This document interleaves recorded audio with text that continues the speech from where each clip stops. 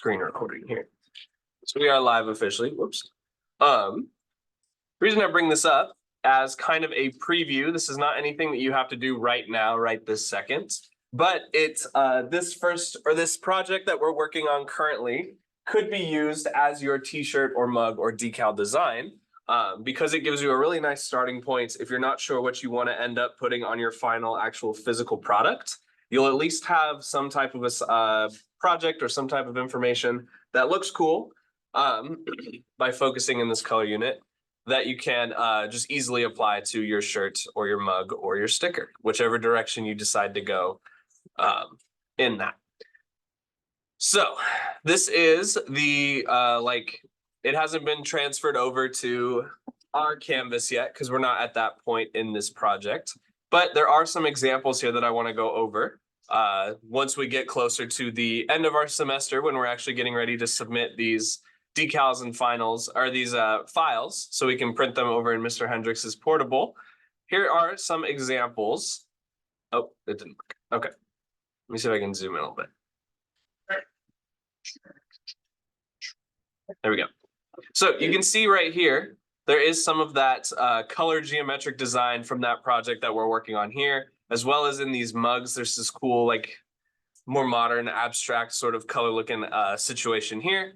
So if you can't come up with anything or you're feeling really stuck or whatever, you will have a back pocket full of cool designs. Hey, good morning. Morning. Back pocket full of cool designs that you have created over the semester. And the color assignment, hi, good morning.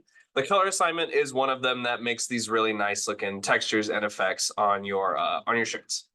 So when we get closer to the end of the semester, when we're actually talking about the process, there's a couple videos here that Mr. Hendrix and I made physically. So we'll get more into that later, but just keep in mind that thinking ahead towards the end product of the semester is a actual piece of physical art that you get to hold and show off and be like, look how cool I am because I made this cool thing. The color project is one of the first ones that you can really start applying that thinking towards. So that's that first thing I wanted to go over. Just kind of some inspirational resources for you guys here. Let's talk a little bit more about your elements of design assignment that has been moved to Wednesday. So Thursday, Friday, how far did you guys get with Mr. Hendrix's videos? I'm curious because I didn't see much in the discussion boards with questions. Pretty far. Pretty far? Okay. Did you guys finish finish all 3 color wheels, or was just you got 3 of them done? Okay, that's good. It's okay if you didn't because we still have those things to go over here today. Is that kind of where we're at? We're still finishing up the wheels? Okay. I'll assume that's true. If not, we can, I guess, be a little bit more flexible, but we need to wrap this project up by Wednesday. So we're going to finish, or I'm going to do some demos on the color wheels today, finishing up those other 2 using that polar grid tool. There was a link in the thread from last week about kind of how to use the polar grid tool, not really for the color assignment, but anyways, I'll go over it again one more time here. And then just as a reminder, by Wednesday, so that's the end of both my graphic design block periods. So even though you guys have tomorrow's block to work, it's not due until Wednesday. You need all 3 of your color wheels. You need a color scheme created, and then that texture or pattern design using color in some specific manner or way. So what we'll do now is I'm going to open up Illustrator and I'm going to go over that polar grid tool so that you can follow along or just at least have a resource that you can reference later, whether it's mine or Mr. Hendrix's, I do not mind, how you can create that color wheel right here. So you don't really need to make a new file. You can reopen your color wheel from the ones that you've been working on. Hi, good morning. Let me update attendance real quick while this, thank you, while this project decides to load. We're in the Zoom room if you guys are just joining us. Hi, good morning. We're in the Zoom room if you're just joining us. Thank you. Okay, cool. You can just sit right there. All right.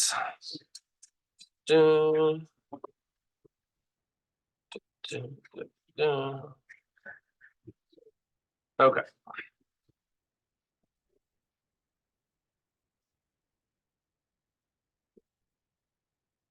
All right, my project. I would love it if it would open. That would be swell. Let me in. I did just have to change my password again, so maybe it's just thinking about it. Okay, chugging along. You got it. All right, so this is where I left off at least. If you did not follow the videos while their sub was here, you should be at about this point as well. We have our primary colors. These are pigment primary colors, just so you can see the relationship between them. So there's our ones that you just have by default, and then when you mix the primaries together, you get these second large circles along the other triangle relationship here. And then every step in between are your tertiary or third colors, which is a mix of the two closest right here. And this gives us a really full range of how the colors mix together and their relationship to one another as well, in a quick access sort of way. So a keystroke, which is another name for like a keyboard shortcut, that I use all the time is Control G. I can't remember if Mr. Hendrix's videos go over this or any of the videos that I shared with y'all from the last 2 days do this. But if you hold Control and press G, it is going to group a bunch of different items together as long as you have them highlighted. So now I can move this as one piece. So if I Control Z and I try to grab it and move it, it's going to take just the pieces that are kind of sitting overlaid with one another. But if I take my selection tool, click and drag over everything I want to group together and hold Control G, or hold Control and press G, now it's one piece that I can just move as a group. I can resize it as a group, and it maintains that same or almost the same relationship ratio. Control G is a really, really useful keystroke that I'm using all the time. So I'm just going to tuck that over to the side so that I can focus on a blank artboard using the polar grid tool. So where is the polar grid tool? I cannot remember off the top of my head. Is it this one? It is not perspective grid. Anytime you get this popping up on accident, because I see it every year, it's not anything to worry about. It's kind of one of those ones. Hi, good morning. There's this little sort of window that'll pop up depending on what grid you want to focus on. If this appears and you don't mean it to, click on this tiny X, and that will make the polar grid disappear, which is usually on this tool. I cannot remember where the polar grid tool is. Hold on. I gotta find it. I think it's on the line segment tool. It is indeed. Okay, so if you take, click and hold on your line segment tool, which is the one right underneath the curvature tool, the pen with the little squiggle, and right next to the type tool, the T, we're going to click on this bottom option right here, which is polar grid. So with your polar grid, it's tempting to click and drag it, but whenever you're using Illustrator and you want to specifically configure a shape or a polygon or any other type of tool that you don't want to try to make it by hand manually in this way, you can just click one time inside of the Illustrator space, and it's going to automatically create, it's going to pop up with a toolbar option here so that you can customize the way that things go a little bit more here. So we're going to leave the concentric dividers set to 5. We're going to leave the radius, or actually going to change, wait, let me see. Hold on, it's been a bit since I've done this. Let me make sure I did that right. That is not it.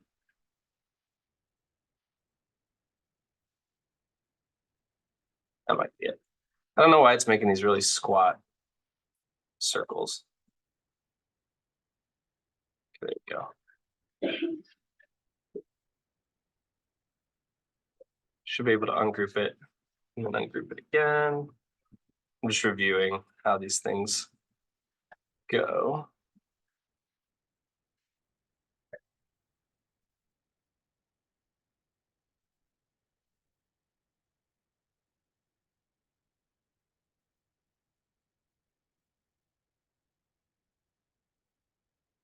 Trying to get, there's a way that you can make these into all individual sections. 1 second here. 25 might be a little much.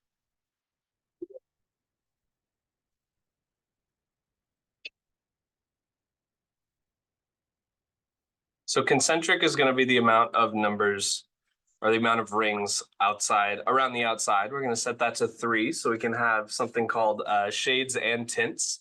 And then radial dividers is going to be how many radiuses come out from the center, sticking with our math terms. We want this to be the number of colors on the spectrum. So we have either these options right here, which makes 6 plus another 6 to get 12, or you could do red, orange, yellow, blue, indigo, violet, which is 7. So we can, I'm gonna do that number so that we stick with, actually no, let's do 12 so we can just sample straight off of this guy up here. So concentric dividers is gonna be 3. That's gonna be the amount of circles that go around the outside or kind of create the different sections on our polar grid. And then the radial dividers is how many comes out from the center, 12 colors, because there's 3 primary, 3 secondary, and 6 tertiary if we look up at the top right here. So leave these 2 boxes unchecked, leave the skew, leave the size, whatever, click OK, and that's gonna get you this sort of spider web shape right here. But we cannot individually access the different pieces of this spider web, which is important for us to create a color wheel out of it without using the Pathfinder tool. So because this is all one big group, Illustrator is just making sets of circles and sets of line segments together to create our spider web, our polar grid. We're going to highlight the whole thing and then click on Window and click on Pathfinder. And then we're going to click the Divide button right here from the Shape tool. This is going to make it kind of like an apple corer. It's just going to go and just slice on all of these edges. So we have all these different sections that we can fill in with color. So I clicked on the divide option right here, which is this one on Pathfinder. And it doesn't appear like anything has happened yet. So I'm going to go ahead and close this Pathfinder window. You can always get that from window, and then it's in alphabetical order. When I move this around though, it doesn't appear that anything has changed. It's because anytime you use the Pathfinder, you got to right click and ungroup so that you can see all of those separate sections. Now we have all these different pieces here that we can use to create our color wheel. However, it's going to first divide this polar grid into 4 quarters. You can see when I click on these segments, the bounding box takes up a lot more of the space here. And if I fill this in, it's just going to be those 3 around the outside. Not very helpful when we're trying to fill in each of these individual squares with color, or these individual parts of the polar grid with color. So what we're going to do is highlight the whole thing and then ungroup it, or not ungroup it. Where is? Let's divide it once more. So if you click on the quarter, bring the Pathfinder tool back, Window, Pathfinder, we're going to divide that again, repeat that 3 more times for each of the little 4 quadrants. Just clicking on the Pathfinder tool and then right click. Why is it not ungrouping in the way that I need it to? Here, hold on, let me make sure this is working. Okay, so that works. I'm just going to keep using green as an example. And this. All right.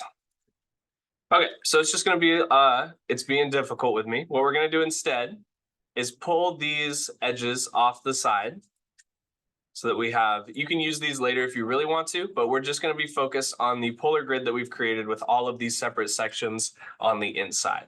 So you can delete these ones that have the sets of 3. They're not dividing the way that I need them to. And that's going to leave us with, close out of here. That's going to leave us with all of these different pieces on our polar grid tool that you can start to fill in with the colors from your color relationship wheel.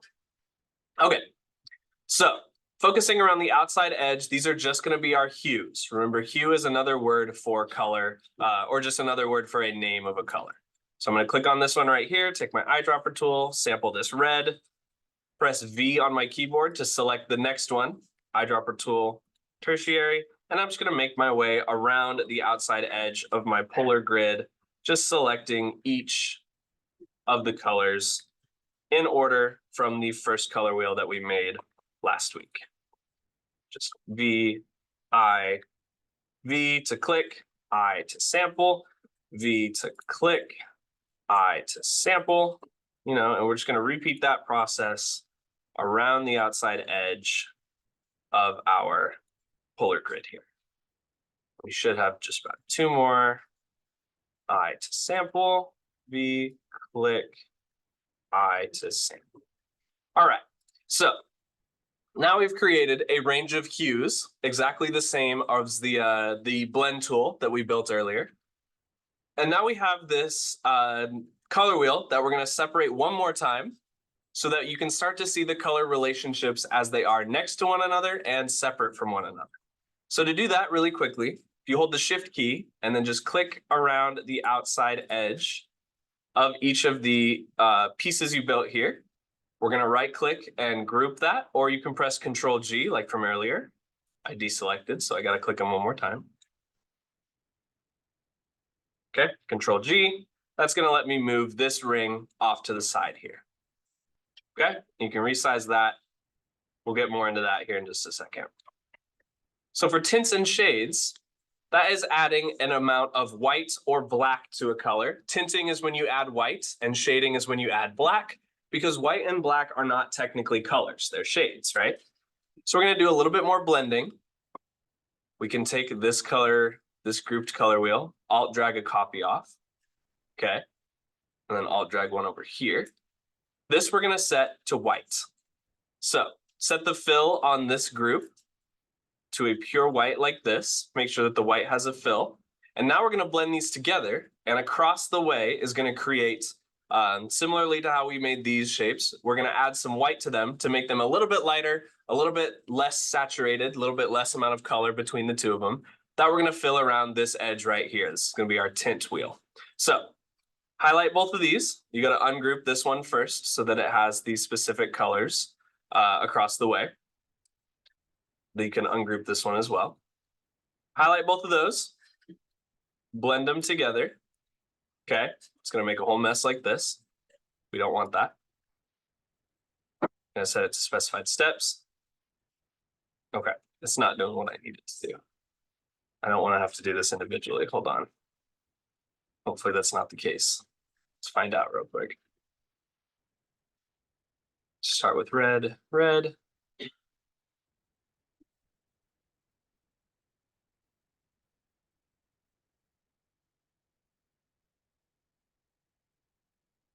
Let's do 5 steps. Okay. So this is the process of tinting, where I've just created a blend from this red over to whites. That's going to give me a range of the, kind of the pinks, the roses, all the way over to this specific color here. But that was a little bit of an annoying process. So what we're going to do instead, because this didn't work the way I wanted it to, where it blended them all across, we're going to pull off of these circles from the first wheel. Let's just undo this real quick. Get rid of these.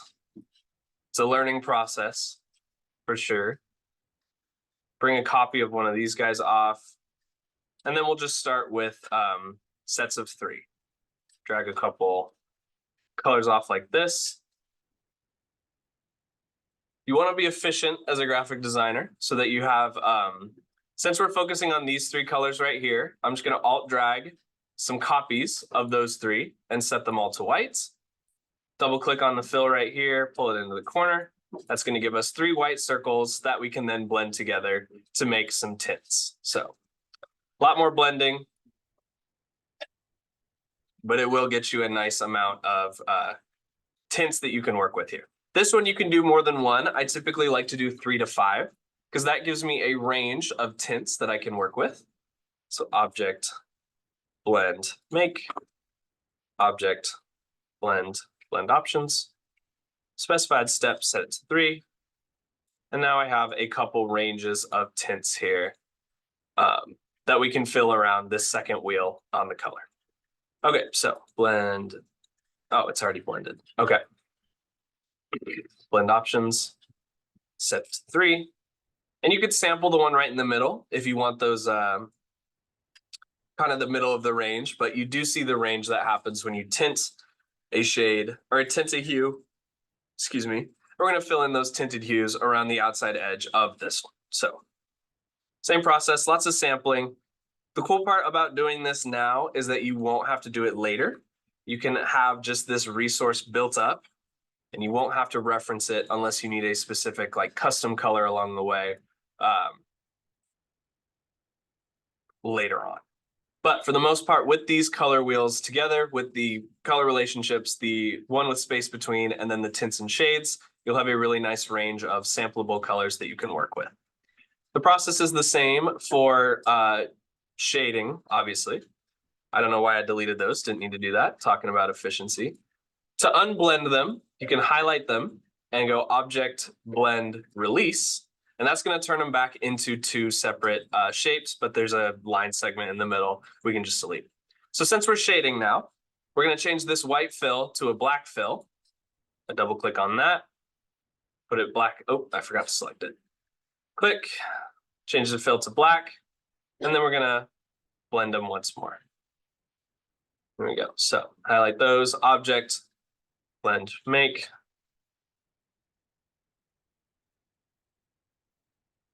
And then set it to about 3 or so.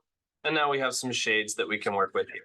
And there's these little pizza slices that you can sample the darker shades off of. Gonna release these, object, blend, release, object, blend, release, and then repeat that process. Let's delete these paths that happen in the middle. Set this bottom circle to black fill, blend them together.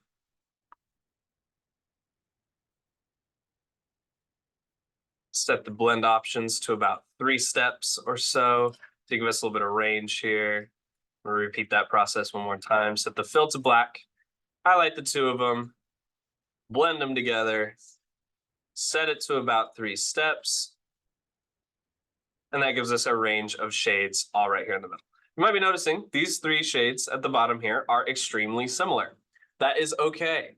It's just about the range of color and the range of luminosity, the range of lightness that you can see here is going to give you a further kind of visual understanding, even if it's not making the most sense how the science works or how this really applies to the stuff we've talked about. You'll at least have a quick reference for tints and shades, as well as the color wheels themselves that you can use just really quickly at any point, right? So what I'll have us try to focus on today is using that polar grid tool, slicing it up, and then dividing it into the outside ring of colors from this group, and then the inside ring of tints and shades. And that will get you your 3 color wheels required before we move on our block day to finishing up the actual design part.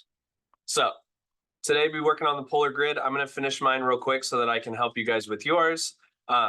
But we got about 20 or so minutes to finish those. If your PC is still not or if your PC is still restarting, no worries. But that'll be our focus for today, is getting this polar grid with tints and shades ready to go. Sound good? Cool. Thank you guys for listening. I appreciate it very much. Let me finish this and then I will help you. Also, while we're here, totally changing directions. Don't forget to sign up for a flex before the end of 7th period today, because they default you on Tuesday morning if you're not signed up for one by 8 a.m. So wait until about your 7th period so you can get a scope for the week. Sign up for a flex, and don't get defaulted if you don't want to. Just don't forget. Cool. Thanks, guys. Bless you.